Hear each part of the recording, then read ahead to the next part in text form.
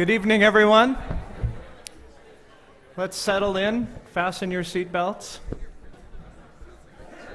So tonight I'm delighted to welcome Professor Ben Berkhout as our second keynote speaker of this year's meeting.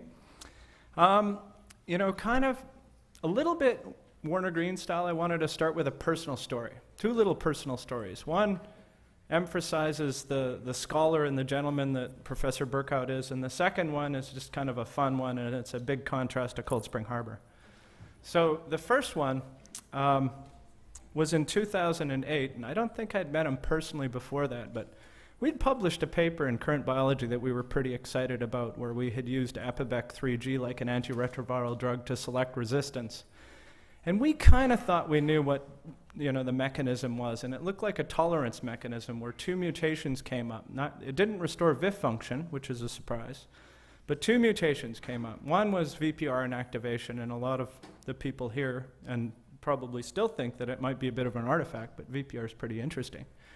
The other mutation that came up was a mutation in the 5' UTR. And what we correlated that with was increased levels of virus production that diluted down levels of Apibec 3B, and we called it a transcription mutation because we didn't know anything about transcription. But Ben emails me up, very nice email shortly after that, and said, I think I know what your mutation's doing. So that actually led to a short collaboration that led to a description of essentially inactivation of a premature early start codon that was essentially sucking ribosomes away from the optimal translation initiation codon. So it was a translational defect, not a transcriptional defect. If we'd done a few more controls, we would have known that. But thank you, Ben. The second story, and I'm sure he's had numerous other interactions with many people in the field because he's a super collaborative guy, and that's part of the scholarship. So the second story was a couple of years ago at the 7th International NC meeting, and I just saw the most recent annual NC meeting advertised, which is a fantastic meeting, but it was held in Minneapolis. And I think, this probably goes for many of you that were at that meeting, but I'm trying to think back of the science that happened at that meeting. I can't think about any of that. I don't remember, too many of the scientific details.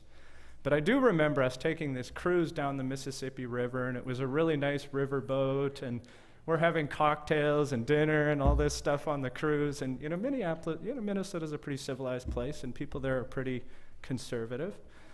But we're cruising along this river, and our boat has all these happy scientists on it, and we're going down, and it's really, quite isolated because the city is quite a ways back from the river, so you feel like you're off in the wilderness. And there's this group of younger people on the shore of the river having a bonfire and a little bit of a party, and we're coming by, and we're all kind of looking at them, wondering what they're doing, and they're looking at us wondering what we're doing, and they mooned us. And I'm sure that's all anybody remembers from that meeting, because they shocked us, we probably shocked them, and hopefully that's not all he remembers from Minnesota, but. I don't know, Ben might have provoked it. We're far more conservative than the Dutch. So anyway, it's delighted to have him here this evening. I'll give you a few of the usual academic things. So he did his bachelor's, master's, and PhD degree at the University of Leiden, which is the oldest university in Holland, founded in 1575.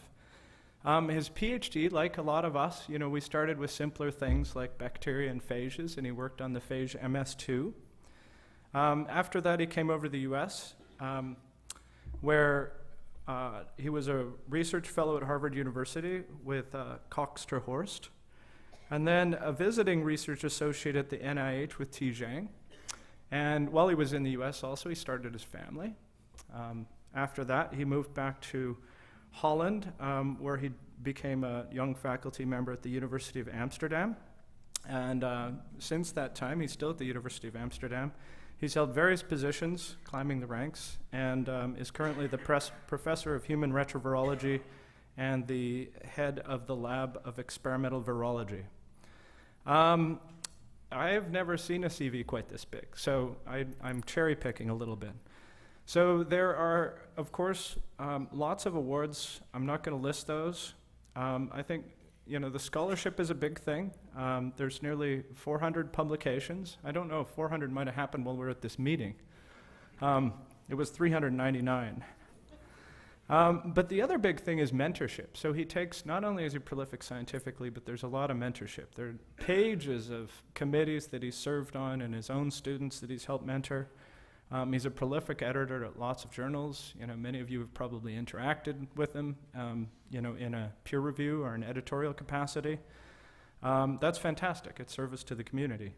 And of course, most of all, and what we're celebrating is research. So I asked him, you know, I can't go through all these, but, you know, I know of quite a few, what he's most proud of. And he had to say, and I would agree, work on RNA structure and contributions to resistance.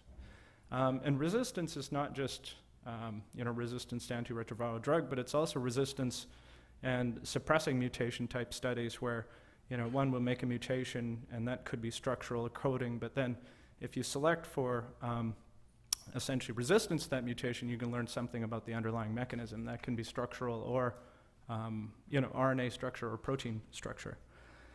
So that's fantastic. And so you can read into the title, the deep title that he provided us with this evening. And I think, you know, he'll span some of these areas tonight.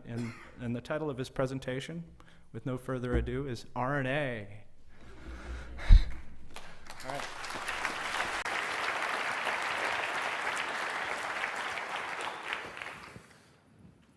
Okay, thank you. Is this on? Not yet.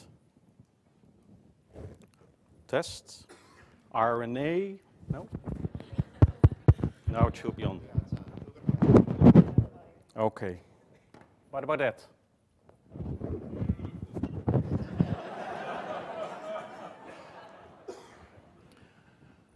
So, thank you for the nice words. Yeah. I still remember that boat trip. So, I guess I have more than 10 minutes this time, so that's a good thing.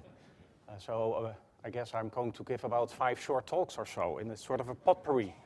I was asked to give a little bit of historical perspective. I'll do that by giving some numbers of the Amsterdam AIDS epidemic and how that's evolving. Then from our diagnostic studies, I'll pick an example of what we have seen in a patient, and then I move on to some old, but I still think some relevant, and then some more recent studies, and I'll give you the explanation for the RNA, HIV RNAAAA. Translational control will come back with these start codons. I'll talk about a new reservoir, and then I like to give an update on 2 applied lines that we have been working on for actually quite a long time. One is an RNAi gene therapy and I guess a quite unique vaccine application that we are working on. Now, perhaps because of this potpourri, I have to help you to formulate a common theme, and so that's why I put it on my first slide. So we like to do research in close interaction with the virus, so replication, evolution studies, and then that is the difficult part for researchers, then try to listen what the virus is trying to tell us. Yeah, we usually have our own mechanisms, models up front, and so on. But listening... Okay, but listening... What about... Hello?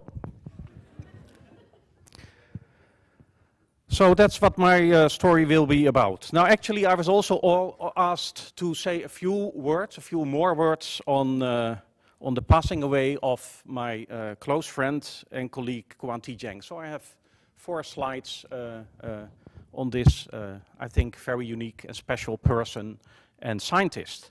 So he died last January at the age of 54, totally unexpected for all of us. And leaving a very big gap, and you know, still these days in the many activities I'm involved, new meetings, book chapters, and so on, sort of on a daily basis, I miss these emails that usually came within a few seconds from Kuan-Teh Jeang. So a little bit of background: he was born in Taichung, 1958. His family moved to Libya at the age of 5, and then when Gaddafi seized power in Libya, actually the family decided it was time to move on. And they went to the USA, Texas, and he was then 12 years old. He went to MIT, he did a combined MD PhD program at Hopkins, and there was his first encounter with virology in the lab of Carrie Hayward. He then moved on, and that was a very special interaction for him to the lab of George Curry at the NIH. And there he worked on HDLV1, promoters, transcriptional control, and so on. In 1988, he moved to the Laboratory of Molecular Microbiology, and that's actually about the time that I joined him. And he has been in that laboratory for the last 25 years. So including the few years before those 25 years, he has been at NIH for 27 years, which is half of his life. Here I listed a couple of the topics he worked on. It all had to do with HIV-1 or HTLV-1. But actually, in later years, he radiated to topics of cell biology and so on. Many papers, several awards. Probably for him, one of the most special is the one listed at the bottom. He gave the George Curry lecture last October on HTLV1 and transformation of T cells. Of course, he also was very active in as editorial board member. I joined him. The pattern was always the same. He had the initiative, and then I joined him for one or the other action. In 2004, he decided to start the journal Retrovirology, and I joined him. It was always fun, and we have seen recent success, at least if you look at impact factors. And I think we are in good shape to continue, but we will sorely miss him. He liked the open access publishing format, and many of you probably have heard him talk about that. He launched in combination with the journal, the Retrovirology Prize, the Retrovirology meetings, and the next one will be in September in Cambridge, and so on. Now, last but not least, I think most important, he was a fantastic mentor for all his students, and that was also visible at his funeral service, because many of his former postdocs and students flew in from far away to be there. Just a few pictures. This is T in the early days in his office at the NIH. This is very recent. Last year, I was also there in Taipei. We had an editorial board meeting, and he was, you see him here, talking about the open access format. He liked that very much. Here he talks about the Retrovirology Prize. Former winners are here. Melim, Heidman, Beeman. I don't recognize the guy there with the moustache. This is a meeting, AIDS meeting. We were flying around the world. This one is in Mumbai. Here, actually, I could use the tie that he took for me. This is with Jean-Luc Darlix. Probably a nucleocapsid meeting in Barcelona.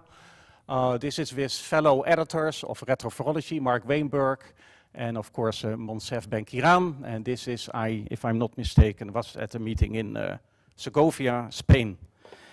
So we had a lot of fun, and we will miss him. Okay. Let's see. I guess I still have to keep it up here. That's okay. So I'm now at the Academic Medical Center of the University of Amsterdam. Now, I asked around, but they did see the first HIV-1 patients in 1981. Actually, just a couple of months before the virus was discovered at the Pasteur Institute. And in the meantime, our laboratory, our department has been involved in the diagnosis of testing the samples of more than 50,000 patients since 1983. If you say Amsterdam and AIDS, most people react, oh, the cohort study. So that's another important thing that was set up in those early days. Most people actually don't realize that it was set up for something else. It was set up for testing hepatitis B vaccine in homosexual men. And then later on, of course, it turned out that the same risk group is the one that you have to look for HIV-1. Sorry. So promises that it'll work if we put it up here. Let's see. Sorry about that. Okay. Yeah? Okay. You want me to start over? No. So it started with MSM, men who have sex with men, and then later on intravenous drug users were included. And you know, that means actually that the participants have to come for regular visits every 6 months. And that means that we get very valuable samples, most important perhaps the seroconverters, where we have several longitudinal negative samples, and then they become positive and so on. So the current situation is relatively stable. 25,000 HIV-1 infected persons, actually quite some of them are unaware of that.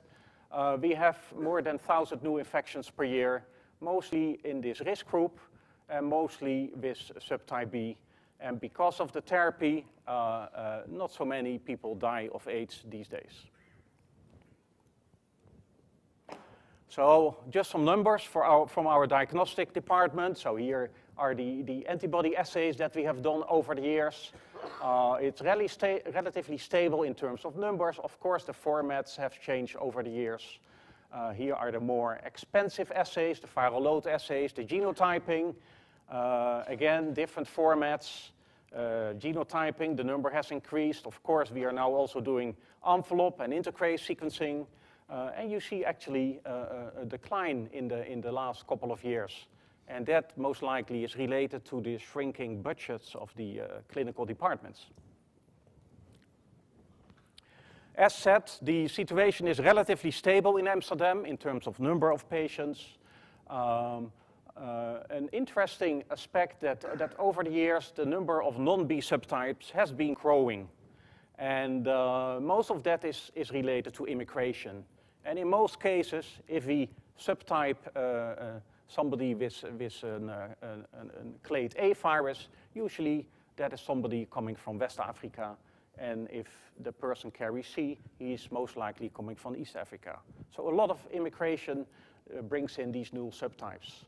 And of course, that's also an interesting topic for further study and finding new isolates, new recombinants, and so on. Now, in this beautiful sample set, of course, we have done quite a few studies. I listed some here. We described the first triple HIV-1 infection, which was a double BB, and on top of that, subtype E came in. We have looked at the differences among the subtype viruses, focusing mostly on the LTR promoter. We looked at drug resistance, mutations, and of course, mechanisms. We are still very much interested in the viral fitness. How does the virus evolve in terms of replication fitness in a 30-year epidemic? Of course, for that, we only looked at the subtype B viruses. And actually, you know, there are different results out there in the literature. Some people have described an increase in viral fitness. Several studies actually reported a decrease, attenuation over time. In our hands, there was a very clear result, and we observed a quite steep increase in the fitness over 30 years of the viruses that are circulating in Amsterdam. And we also did some work on new novel diagnostics. And I'll show you one example, because I like it that much, from something that came out of analysis of one of these patients. It was actually one of the first patients treated with the entry inhibitor T20.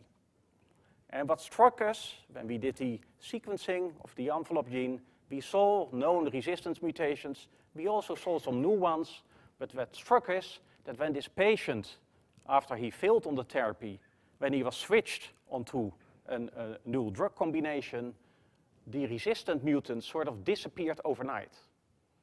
Now, when we started the analysis, we thought, that is interesting because that means that the resistant viruses are very weak. They have a low fitness, and that's why they are replaced.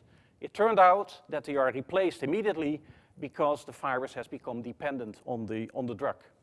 And I'll just give one cartoon to illustrate this. So this is the part of the envelope protein that, as you can see, likes to undergo a conformational change, at least when a target cell has been identified. And this conformational change is important for the membrane fusion. T20, as probably you know, it's a mimic of HR2. Therefore, the peptide can bind to HR1, and it will effectively prevent this conformational change. Resistance is fairly easy, and that was already described by others. Resistance requires a mutation in the binding site for the peptide. And that, of course, means that if the peptide cannot bind anymore, the drug cannot be, is not effective anymore. But now comes the special part, the dependence. And we had all kind of intriguing and actually very complex mechanisms. At the end, it turns out to be relatively simple. So to get a dependent virus, you need two mutations, one in the HR1 and one in the HR2 motif. And actually, what the second one, so this is the resistance mutation that we already have seen, but if this one is combined in, then actually the envelope can get a hyperactivity profile, meaning that the switch, the conformational switch, occurs too early, which of course is very bad because this is not an equilibrium, and it basically means that your virus will have dead spikes on its surface.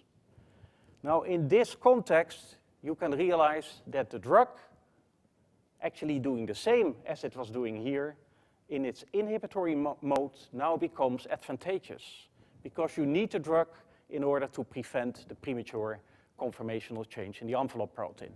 Of course, this should be in equilibrium. At some point, the drug should swim out again.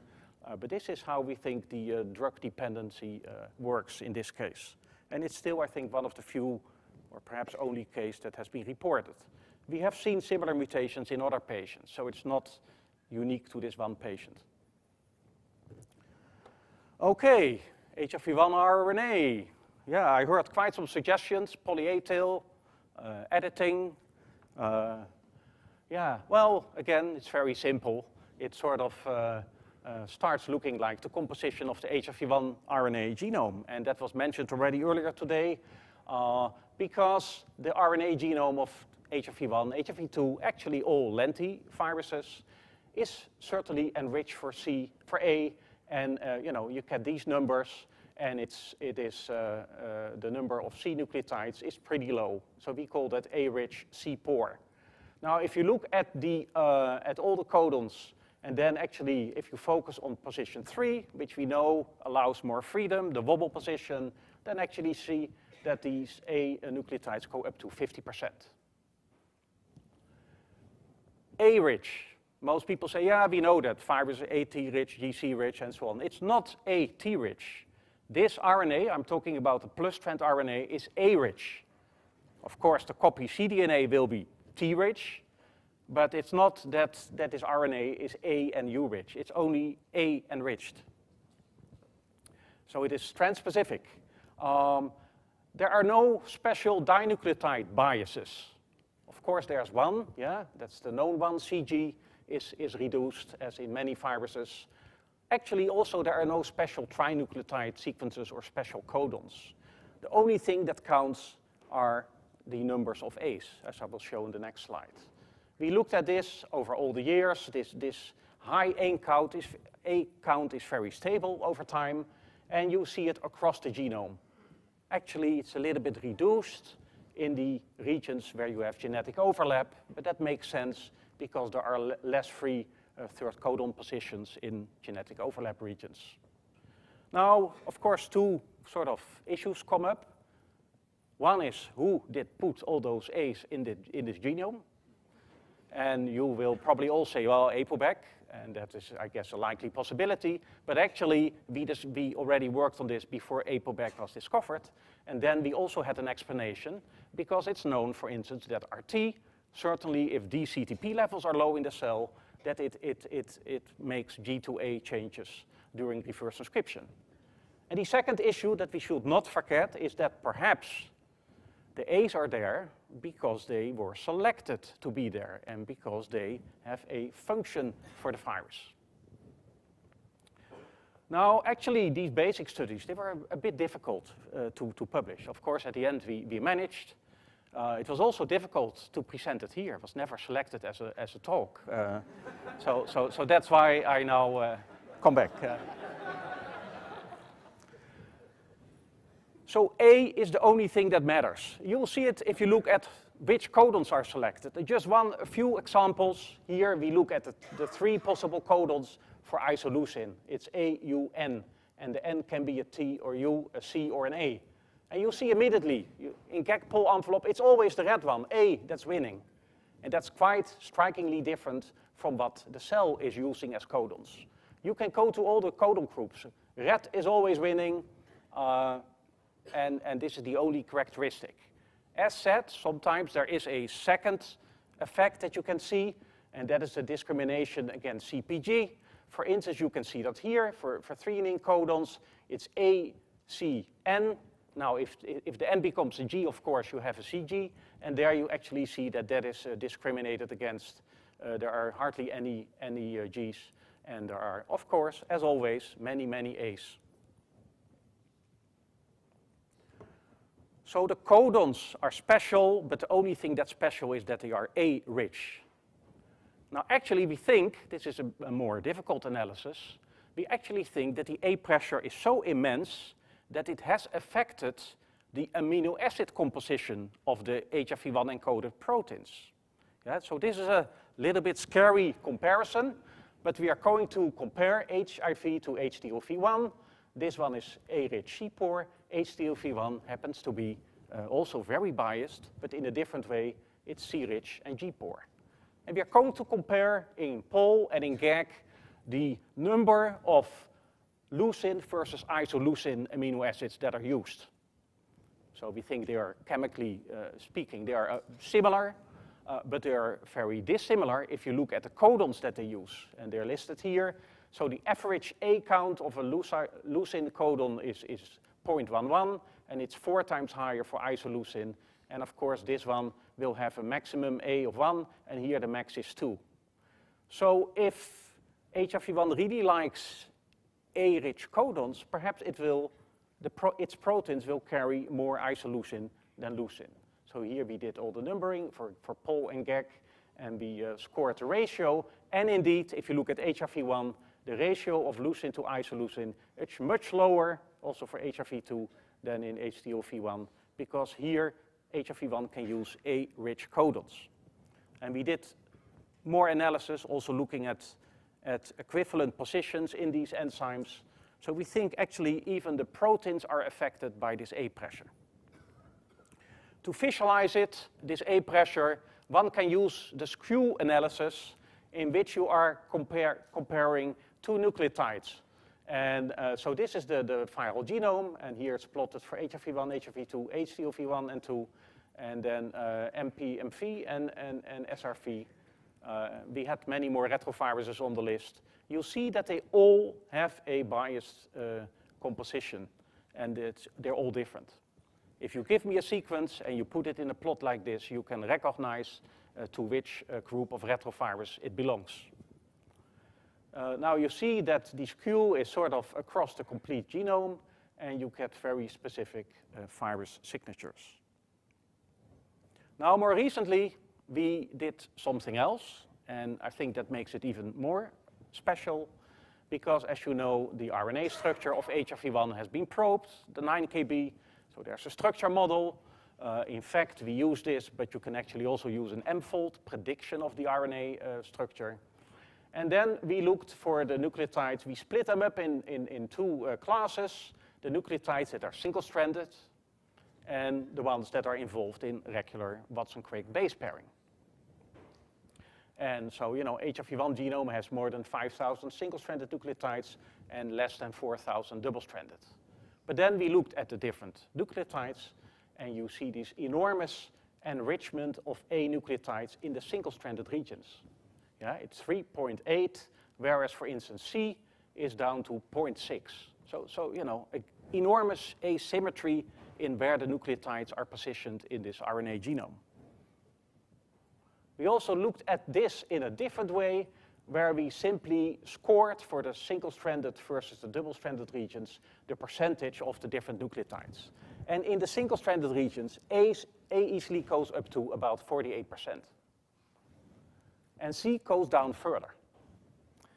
And actually, the situation is much more balanced in the double-stranded region. And perhaps you can explain that, because there you have regular CG AU base pairs. So, you know, there's not much to diverge from that. So the signature gets more striking and specific, and perhaps that may favor the option 2 that I listed a few slides ago, namely that this signature has a specific function. So I elaborate on a few possibilities here, but actually I have no idea which one is correct. It's a little bit difficult to address this property experimentally. So it could be an active viral function. For instance, there could be recognition of the RNA genome for packaging in virus particles. It may have to do with countering recognition by the innate immune system, TLR7, for instance, we heard in this meeting. Actually, it may also be a sort of a passive function. Yeah? We usually are inclined to think about active mechanisms. It could also have evolved as a passive function, because a genome that has many A's and not so many G's is less substrate for instance, ApoBec inactivation. So this is how we think that RNA starts looking like. So, you know, in the single-stranded regions, there's an enormous surplus of A nucleotides. And we think this may have an impact on, for instance, the overall folding of the RNA molecule. Yeah, we know that these homopolymeric RNA molecules, poly-U, poly-A, and so on, they have very bizarre and unique structural properties. And some of that may end up in these retroviral genomes. Now, as said, it's difficult to study this. Yeah? You can, of course, you can change 10% of the A's, and then you can check whether the virus still replicates. We never did such an experiment, because I know the outcome. If you simply, you know, remove so many A's, you hit so many splice signals, enhancers, and so on, that the virus that you made certainly will be dead. So that will be no surprise. But we recently perhaps got an indication that indeed these A's are selected there for a function. It comes out of a study focusing on the HIV leader RNA, one of the favorite molecules of us to work on. Yeah? And with T, we started out with star, then we moved to poly-A, primer binding site region.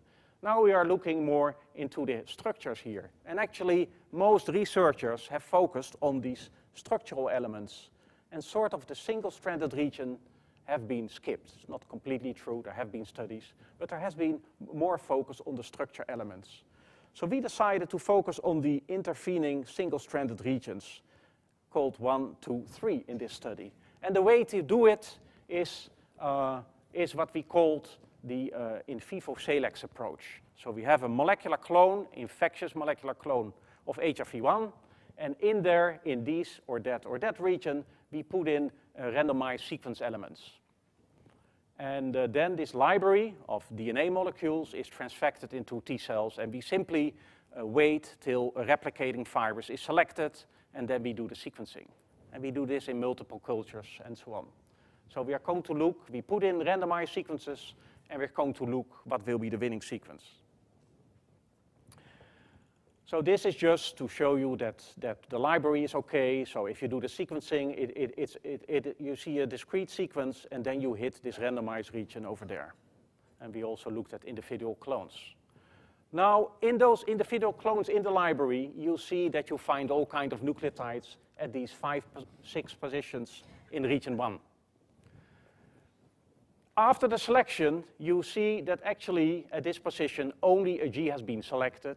Here, mostly a C, and so on. Yeah? So these are sequences we find in multiple individual clones. And actually, it starts looking like natural sequence variation in HIV-1 isolates very much. So we start with random sequences, and we come back with almost wild-type sequence. You can say, well, it's a boring experiment. And in a sense, it is. But of course, it tells you how strong this pressure can be for a sequence, the sequence element over here. There are always some surprises. The one here shows that actually a T is selected, also a G. But in natural isolate, it's only a G that you see, mostly 95% G. And actually, the virus with the T here does replicate very well, as good as wild type. Now, if you go to region 2, it starts looking different. Yeah, so this is all mixed. Then we get selection, certainly of Gs, but there are also a few other sequences left at the middle positions, but not in the outer positions. Region 3 is also very striking because it's totally different. Natural isolates always have A's, stretch of 5 A's. We randomize the sequences and they sort of remain random. Much different from what we saw in the other regions. So we think that we have seen quite a different behavior of the 3 regions, and there is pressure on the sequence information in region 1, a little bit also in region 2, but actually nothing apparent in region 3. So it means for region 1 that there is a very important sequence element, and then the question is, what can this sequence do? One possibility, and we heard a nice story about that earlier this week, is that it forms part of the binding site for the GAG protein or the nucleocapsid protein. Now, perhaps what happened in region 3 is even more interesting, because it seems that in natural isolates, you see the A-rich sequence that perhaps has evolved over evolutionary time. But in our relatively short-term tissue culture experiments, we do not see a strong nucleotide sequence requirement. So it may indicate that over evolutionary time, in those places where no specific sequence is required, the virus will end up with A's. Not because the A's are recognized, but because A's are the default nucleotide that it will use to fill up the holes in its genome. Okay, translation, upstream AUG codons. Now, indeed, we think that scanning is a process of translation that is used by HIV1 and SIV. Now, by saying that, I do not mean to say that irises do not exist. You know, we are not studying that, and it may well be that scanning and iris elements are used at the same time, or at different stages of the replication cycle, or on different subgenomic mRNAs. But certainly, I think that scanning is one of the mechanisms used by HIV1 for its translation. And if you know the scanning process, the ribosome starts at the 5' end, it then runs up to the real first AUG codon. The consequences of that is that you usually do not see any upstream AUG codons.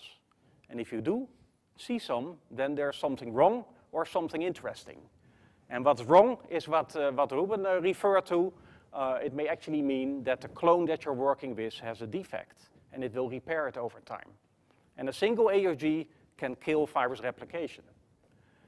It may also be that you see upstream AUG codons, and that actually you have identified a special case where they are used for the regulation of translation. And one known example is indicated here. We found a second example, and it will show similarity with the HIV1 case in the SIV MAC239 genome. And it's illustrated here on the RNA. There actually, the envelope RNA has 2 upstream open reading frames. First is there the Rev open reading frame with its AUG that will absorb scanning ribosomes. And then actually, there is a very small reading frame here that will even be troublesome for Rev translation. And of course, we only talk about these motifs because we see that they are conserved in different virus isolates. If they're unique to one isolate, then we don't study these things. So we did some studies here hooking up the Rev open reading frame to luciferase reporter, and the wild-type construct gives some luciferase counts. And then actually, if you mutate this upstream AUG, you see that the Rev expression goes up quite significantly. To directly demonstrate that this upstream AUG codon, which we call 4, is actually used, we fused it to the Rev frame, and then Rev is fused to luciferase. So in this construct, you directly measure the translation coming from start codon 4. And the amount is twice the amount you get from the regular Rev AUG codon. So Rev expression is suppressed because there is this small upstream AUG and open reading frame. Now for envelope, it gets more complex because envelope has two upstream open reading frames. And I'll keep it simple. When we remove both upstream start codons, so that is in this mutant, 4 and ref start codon are removed, you also see that ref expression goes up. Not as dramatic as we have seen for, sorry, this is envelope expression, not as dramatic as we have seen for ref, but certainly it again seems to be that the upstream codons have a suppressive effect.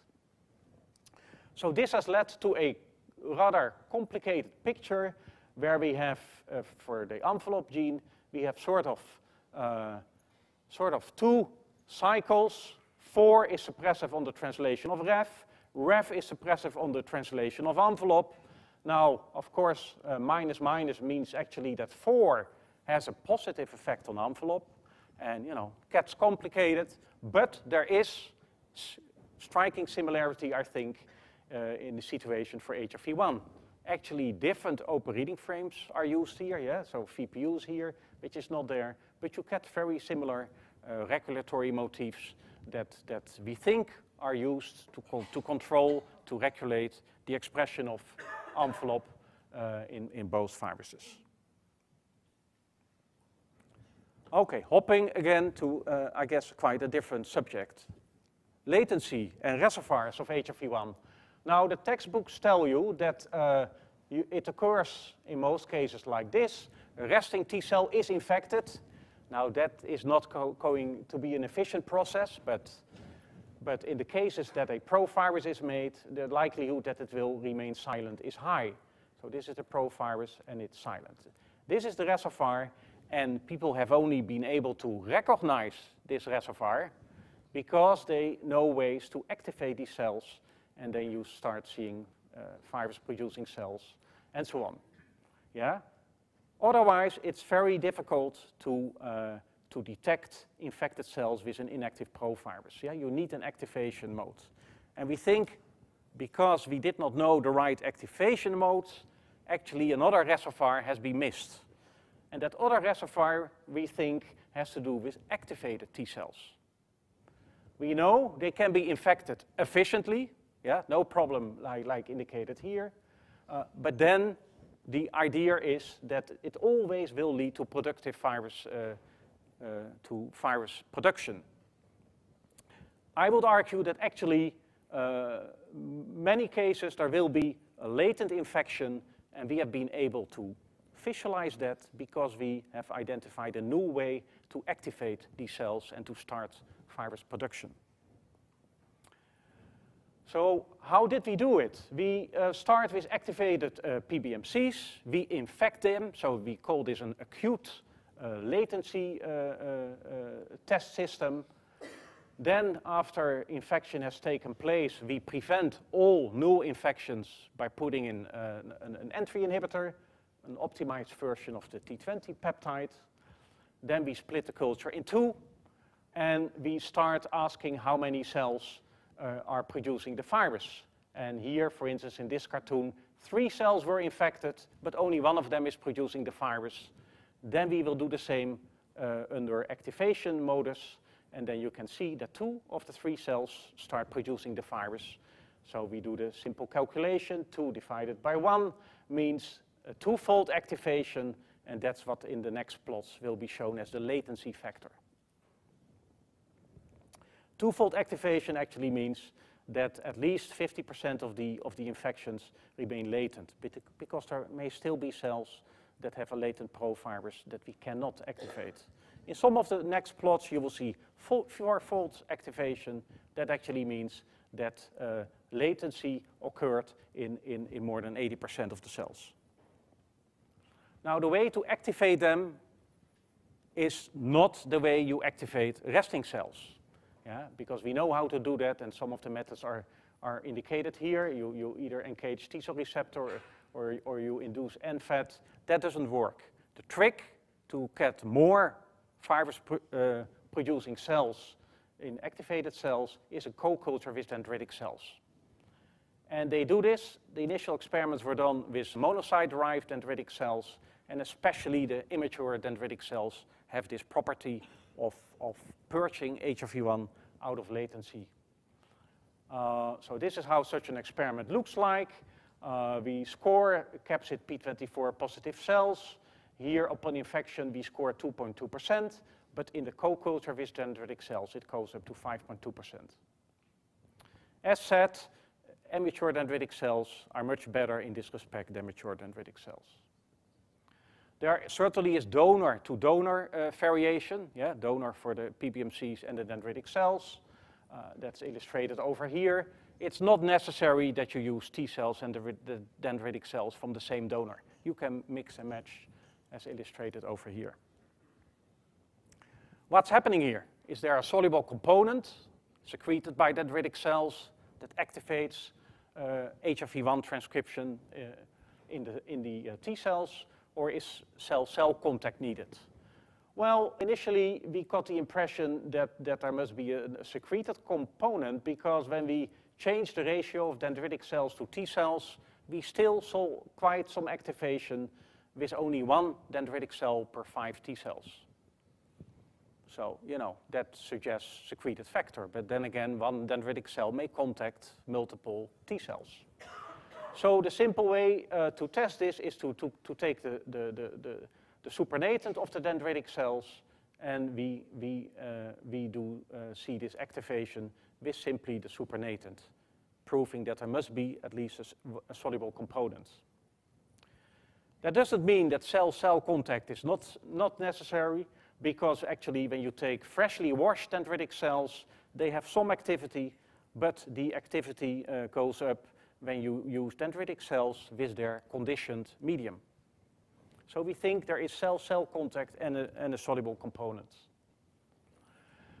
Now, which cell-cell contact? Of course, we know about some candidates, and actually, these molecules are also important in another game played by dendritic cells and T cells. That's the ICAM1 LFA1 contact, and indeed it seems to be the important contact, because antibodies against ICAM1 reduce this activation. So, many cells can be infected, but only a few cells, activated T cells, produce virus, and only upon contact with dendritic cells, more of them become virus producers. And you need a synapse, and you need a soluble molecule. Of course, we would like to identify this molecule, because that may lead to therapeutic options, or at least new mechanisms. And we are studying the signaling pathways. Now, have we now identified a new reservoir in activated T cells? Well, perhaps not, because we know that these cells have a very short half-life. So these cells will return to the resting state quite soon after the infection, on average. Of course, another problem with this model, if we think this is a new reservoir, is that perhaps dendritic cells may come by in vivo and activate them to start become virus producers. So perhaps they are not so much a new reservoir, but perhaps this is the main route, the indirect route towards the establishment of this reservoir. Also because the direct route is very inefficient.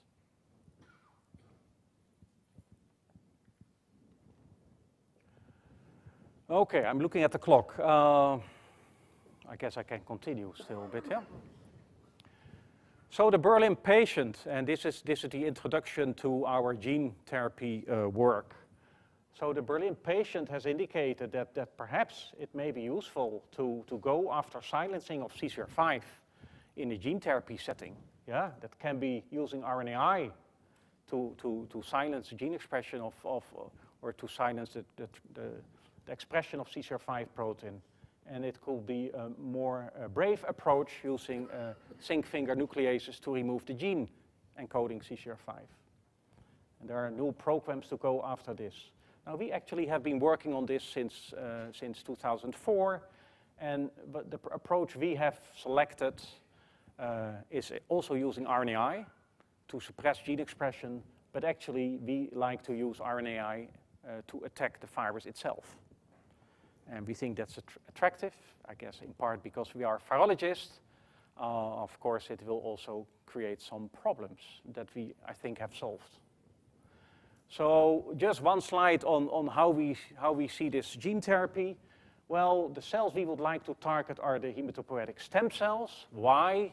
Well, because we want to protect T cells, monocytes, macrophages, dendritic cells, and the only way to get to all these cells, we think, is to go for these precursor cells. We would like to use a lentiviral vector that is very efficient in the transduction of these cells. It integrates, it will give a durable effect. We like that, of course, because we would like to protect people against HIV-1 for the rest of their life. And then we put in these lentiviral vectors small cassettes to express short hairpins against HIV-1. And this will be done ex vivo, so the cells will be isolated, modified in the laboratory, and then they go back into the HIV-1 infected patient. And we think that these modified cells will have not the precursor cells, but the T cells that are made from these precursor cells. They will preferentially survive because they are protected. Unmodified cells will be infected and removed by the immune system on a daily basis. Now, I'd like to use this topic to show some of the nice evolution results that we have seen. So the first experiment we did, and this was 2004, so a long time ago, one of the first good inhibitors we had was targeting NAF sequences. And we got very good inhibition, but then the virus escaped. And we looked at the escape patterns in different cultures. It's quite remarkable. In some cultures, listed here after 1 or 2 months, you see that the virus removes NAF information. Of course, by doing so, it becomes resistant, but it may pay a price. It is removing the NAF coding potential. We also see smaller deletions, and of course, always the siRNA attack sequence is modified, except in one culture. That is sort of the reason why we always do multiple evolution studies. Sometimes, because evolution is a chance process, sometimes you get to unusual escape routes. And that certainly is the case here. This mutation, which is outside the siRNA target, is giving full resistance, but it doesn't modify the binding sequence. So what's happening here? Well, you probably realize by now that RNA structure is my hobby. So RNA structure is what the virus selected as a new resistance mechanism. So this is the nucleotide that's going to change into an A.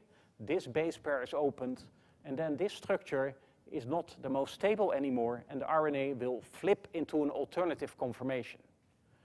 That has an impact on the target sequence, which is indicated here in, what is it, blue, I guess. Because the landing pad, the landing place for the siRNA is the 3' end of the target sequence. So here it is accessible. But here, as you can see, it is fully occluded. So the virus is clever and sort of it induces a novel folding locally, and thereby it escapes from the RNAi pressure. Of course, we learned that you probably should not target NAF sequences. It's better to target essential parts of the genome. And this example, we are targeting sequences encoding amino acids for the protease.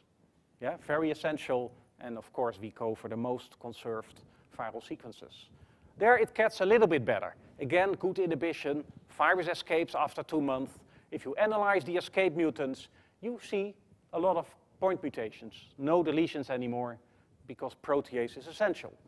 It's actually more striking because 25 out of the 27 evolution cultures that we analyze, they pick up a point mutation, but 25 out of 27 are silent codon changes, indicating that the virus certainly doesn't like to mutate its protease. Nevertheless, of course, it did escape.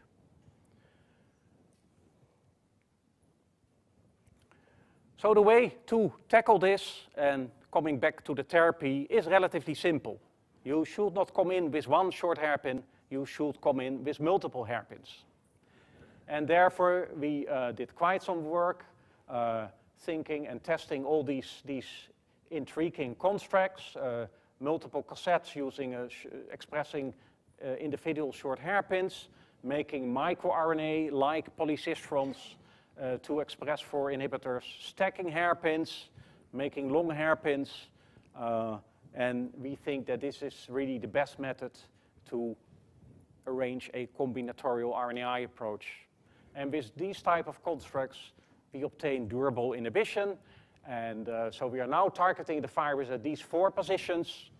The lentiviral vector becomes more complex. There are 4 cassettes expressing 4 short hairpins against these regions. But with those type of constructs, we get good inhibition. That's what we have seen before. But the inhibition is durable. And we tried very hard, but we have not seen any escape. It simply is too difficult for the virus to come up with point mutations in 4 target sites at the same time. So those are the type of constructs that we like to develop for further. Can I use 5 more minutes? Okay. So I was in Madrid last week, and I took this picture of Don Quixote, and perhaps it has a little bit to do with me in our vaccine research, because I guess we are the only one left who is interested in a live attenuated HIV-1 or in the test model SIV vaccine virus. But at least I think we have a unique approach, and it's worth doing it because we can learn a lot. If it will be a safe vaccine, that I don't know, because that's the main issue with live attenuated viruses. I think we can make it more safe because we made a very special virus, and it's illustrated here, HIV-1 RTTA, the most special construct we ever made. It has to do with our knowledge on TET and TAR, but what we are doing now, we are inactivating the TET protein, we are inactivating the TAR binding site. At that point, you have a double dead virus. But then comes the more special part. We inserted the elements of the TET-on system, of the doxycycline-inducible gene expression switch. So you need a new gene in the viral genome to encode this protein, RTTA, which originates from E. coli. And of course, as always, you put it in place of NEF.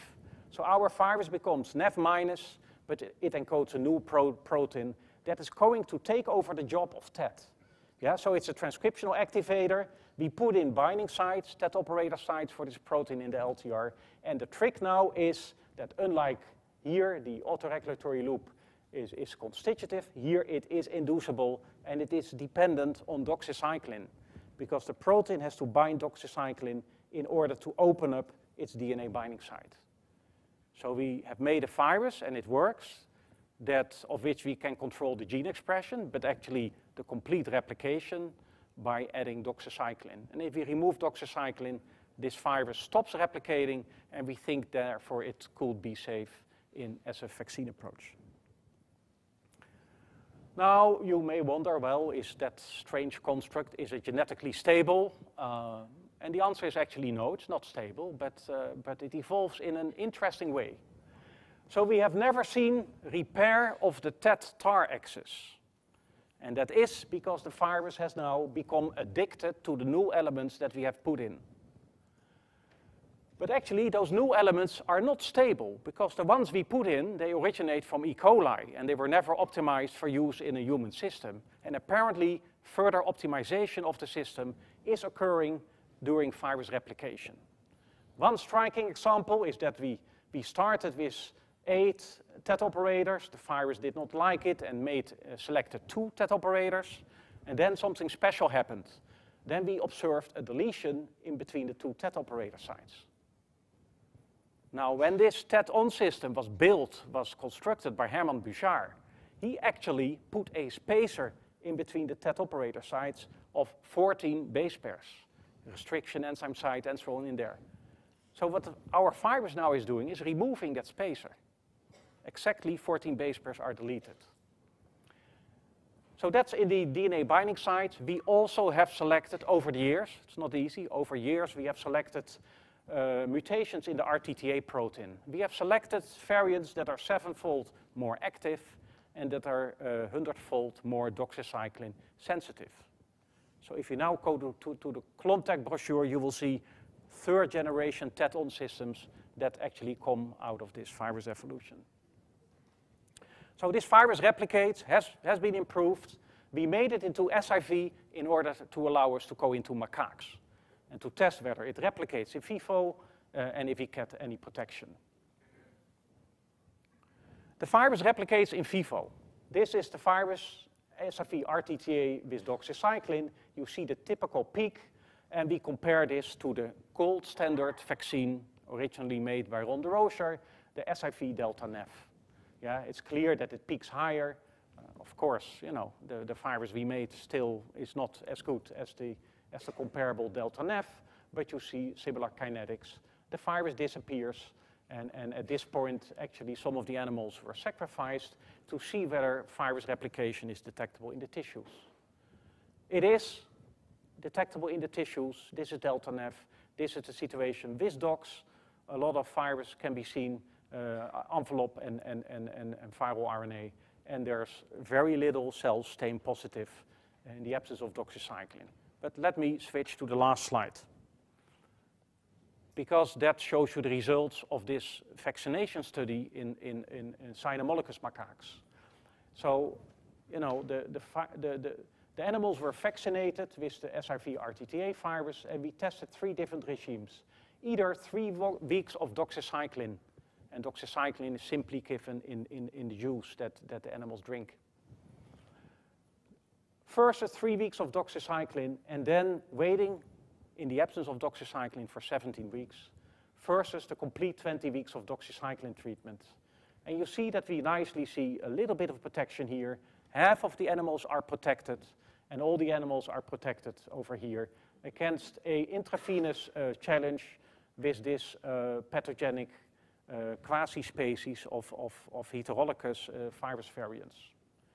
So we are very happy with these results. These are the controls, naive controls, no protection, and the Delta Nev protects all the animals as expected.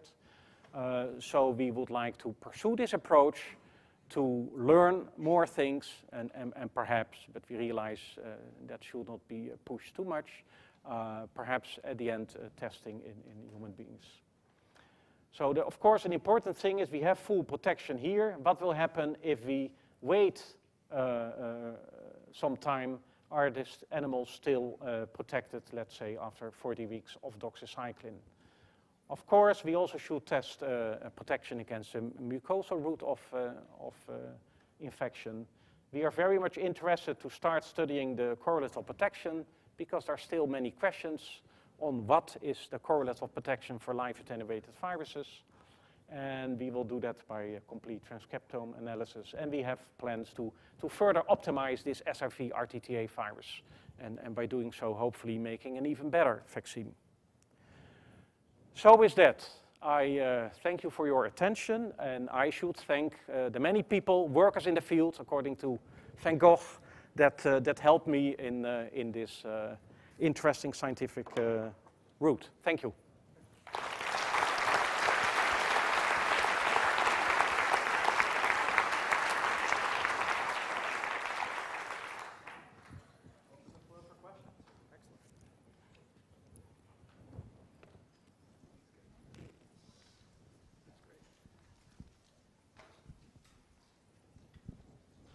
So in your dendritic cell T-cell co-culture experiment, when you test the active T-cell latency, I wonder if you try the transfer to separate the DC and the T-cell, just use a transfer like a permeable membrane to separate the dendritic cell and T-cell. Yes, yeah. We had some technical problems with this relatively simple experiment, so we tried it and then we optimized it, and there certainly is activity through the membrane. So, you know, that fits with the secreted factor. Right. But the activity is not super, but there is some activity, but I think that's more a technical problem. Because you can block this using anti-ICAM1 antibodies, so this would suggest the cell-cell contact might be required. Because So we and others yeah. found the ICAM1 FA1 interaction is quite important between Yes, DC and the T-cell. We haven't completely resolved it, but thus far we think that it's both. There's a secreted component and cell-cell contact. In your last part of your presentation, for your doxycycline-dependent virus, did you in vitro and cell culture titer down dox slowly over time to see if you could select for resistance and binding to the TET Yes. operon in the absence? And a Yeah. second question is for your monkey challenges. Did you try a more robust challenge with, say, MAC239, other than something like E660? Yeah, so have we tried to select viruses that perhaps don't require doxycycline, for instance, by reducing the amount of doxycycline? We have, and we have published some of these results. We have seen that you can select viruses with a mutation, we know exactly which mutation, in the RTTA protein that reduces the DOX dependence. So that is a possibility. We have not seen DOX independence, but the DOX dependence has been reduced. That is, of course, also one reason why we are not running to the clinic with this. It's in that sense, it is scary. Virus evolution is always scary in that sense. A more robust challenge, well, in this cyno model we have not done. We actually have also results from a test in rhesus macaques where we see partial protection. And there it is all based on CIV-MAC239. Concerning the RNA, it's striking to see that different retroviruses have different preferences apparently for the most private. So that would argue, since they face the same hurdles, the same restriction factors, the same responses, that's more a virus-specific phenomenon than a host. Yeah. So what would you predict if now you would, like HLV1, swap the RT or the catalytic site of this virus into HIV? What would happen? Would it change preference, or would the RT change? Yeah, again, such constructs are nice on paper. If you make them, probably, they do not replicate because you have, mixed and matched so many of the RNA signals that are all across the genome. So it's difficult to test, but I do agree, and especially HRV1 and HDV1, we can say they infect the same cell type even. Of course, they are quite different in their, replication kinetics and so on. So it's still, even though they end up in the same cell, perhaps, part of their life, they do things quite differently. So, but I do agree, that suggests that it must be not a cell-induced phenomenon, but a virus-encoded phenomenon. There was one. Here we go. For the rhesus macaque challenges that you were just talking about, for the deoxycycline, are you seeing an immunoprecipitating or neutralizing antibody responses? We have not looked at that in much detail yet, but those studies are ongoing in the lab of our collaborators in the UK, so especially Martin Cranich for the immunology, and the macaque studies were actually done by Neil Elmond and Neil Berry in the UK. So that's ongoing, many of these analyses. So instead of picking randomly or choosing a lot of ways that they're likely to kill the virus, have you tried reducing the supply for ACE by, I don't know, adenosine deaminase or something to see what the virus is going to do? Which one's going to lose first? We have not done that, but that may be things we can discuss further, because perhaps these experiments will also not be easy, and you have to do it for a long time before you start seeing a reduction in A or whatever, but we haven't done them. So. Any final question? Excellent. Let's thank Ben for a great talk.